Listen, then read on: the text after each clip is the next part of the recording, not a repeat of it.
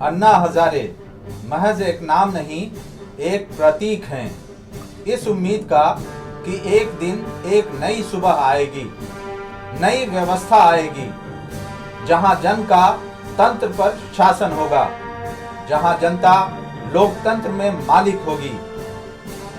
जनता की इसी उम्मीद, इसी सपने को पूरा करने के लिए अन्ना हजारे पूरे देश में अलख जलाने निकल पड़े हैं। लेकिन हुआ क्या, मालिक को पता ही नहीं चला कि मैं मालिक है।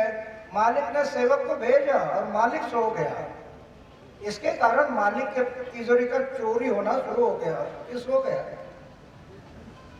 और वो चोरी इतने हो गई, खड़खड़ाहट हो गया तिजोरी का। तो वो जगाने के लिए हम लोग बाहर पड़े हैं कि मालिक, हर वोटर इस देश का मालिक है, हर मतदाता इस देश का मालिक है। मालिक ने सेवक को भेजा है, लेकिन ये नहीं देखा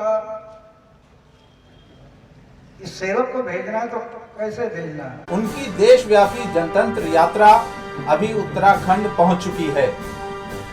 14 मई को उत्तराखंड के ऋषिकेश में अन्ना हजारे ने गंगा आरती के बाद अपनी यात्रा शुरू की।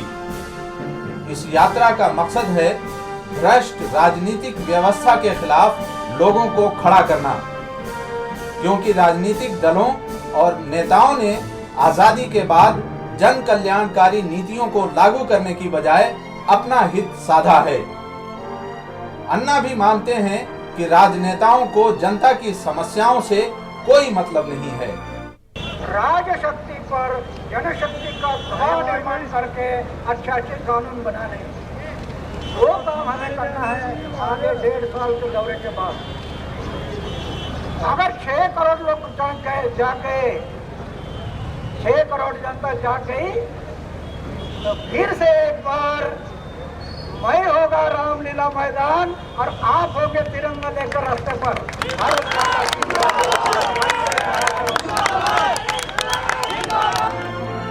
जनतंत्र यात्रा 15 मई को उत्तराखंड के ब्रह्मखल और डूंडी के रास्ते उत्तरकाशी पहुंची।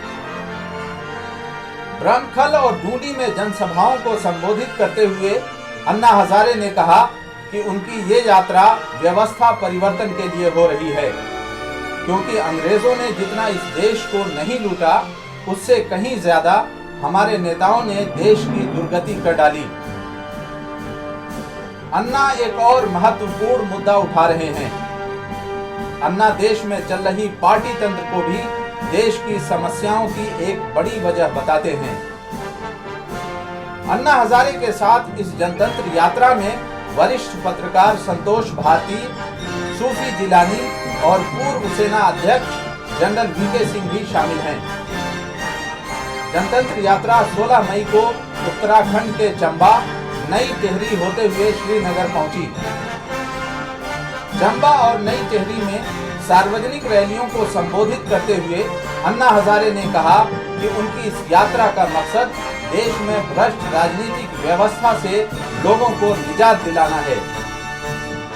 अन्ना हजारे 17 मई को उत्तराखंड के रुद्रप्रयाग, कर्णप्रयाग और गोपेश्वर होते हुए गौचर पहुंचे। कर्णप्रयाग में जनसभा को संबोधित करते हुए अन्ना हजारे ने कहा कि भ्रष्टाचार की वजह से आम लोगों की परेशानियां बढ़ती जा रही हैं, लेकिन केंद्र सरकार को इससे कोई लेना देना नहीं है। अन्ना ने उत्तराखंड के लोगों से आह्वान किया कि वे व्यवस्था परिवर्तन की इस लड़ाई में आगे आएं, क्योंकि ये देश भ्रष्ट नेताओं के चंगुल में फंस चुका है। अन्ना इस पार्टी तंत्र की जगह जनता का शासन यानी जनतंत्र लाना चाहते हैं। एक ऐसा तंत्र जो सही मायनों में जनता के लिए, जनता के द्वारा चलाया जाए।